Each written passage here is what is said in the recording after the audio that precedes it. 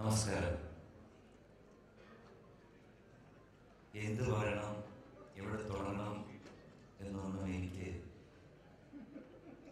എൻ്റെ മനസ്സിലൊന്നും വരുന്നില്ല. ഇതൊരു ചരിത്ര മുഹൂർത്തമാണ്. കാരണം അശോകൻ പറഞ്ഞതുപോലെ, സുരേഷ് കുമാർ പറഞ്ഞതുപോലെ, എന്നെ ആദ്യമായിട്ട് സിനിമയിൽ ഇൻട്രൊഡ്യൂസ് ചെയ്തത് സുരേഷാണ്. ആദ്യത്തെ സിനിമ 35-40 വർഷം മുമ്പ് കൂലി എന്ന് പറഞ്ഞ സിനിമ.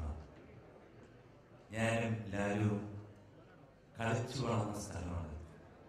ഇതിൻ്റെ ചുറ്റുമായിരുന്നു എൻ്റെ ഒരു സ്കൂട്ടർ ഉണ്ടായിരുന്നു, KLV 5582. ആ സ്കൂട്ടറിലായിരുന്നു ഞങ്ങളെല്ലാവരും യാത്ര ചെയ്തത്. അപ്പോൾ അന്ന് തൊട്ട് ഇന്ന് ഈ വെളിപാടിൻ്റെ പുസ്തകം എന്ന സിനിമയിൽ വരെ എനിക്ക് പാടാനുള്ള അവസരമുണ്ടായി.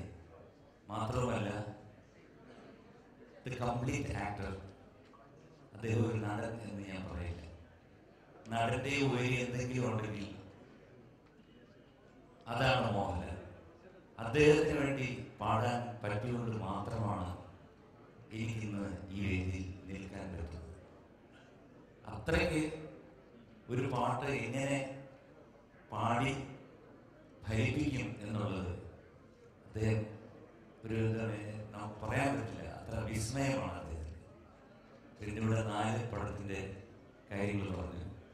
ഒടിയൻ ശ്രീകുമാറിൻ്റെ വർഷങ്ങളായിട്ടുള്ള സുഹൃത്താണ്. All the best. അതുപോലെ തന്നെ വെളിപാടിൻ്റെ പുസ്തകം ലാൽ ജോസ്, അദ്ദേഹത്തിന് ഒരുപാട് ചിത്രങ്ങളിൽ പറയുന്നുണ്ട്. ആ പടത്തിനും പിന്നെ ഉണ്ണികൃഷ്ണൻ്റെ വില്ലനും, പിന്നെ ഏറ്റവും എടുത്തു പറയേണ്ട ഒരു കാര്യം അപ്പു. ഞാൻ മദ്രാസിൽ വെച്ച് വളരെ കൊച്ചിലേ കാണുന്നതാണ്. അപ്പോൾ ഒരു അടുത്തൊരു സൂപ്പർ സ്റ്റാർ ആകും എന്നുള്ളതിൽ യാതൊരു സംശയവുമില്ല. അപ്പുവിൻ്റെ ആദി എന്ന ചിത്രം, അതാണ് ഞാൻ കാണാൻ വേണ്ടി കൊതിക്കുന്നത്. കാരണം വീണ്ടും ഒരു ആഗ്രഹം കൂടെ പറഞ്ഞുകൊണ്ട് എൻ്റെ വാക്കുകൾ നിർത്തുകയാണ്.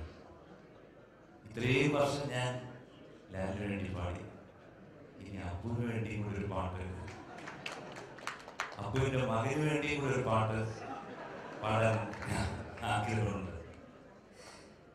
തൊഴിലായി പോയി, അതുകൊണ്ട് പറഞ്ഞതേ ഉള്ളൂ. All the best. ദൈവം മൂകാംബിയമ്മ മോനെ അനുഗ്രഹിക്കട്ടെ. നല്ല നേരത്തെ പറഞ്ഞ പോലെ മോൻ്റെ തനതായ ശൈലിയിലൂടെ മോൻ്റെ പടം ഏറ്റവും വലിയ സക്സസ് ആവട്ടെ എന്ന് ഞാൻ പ്രാർത്ഥിക്കുന്നു.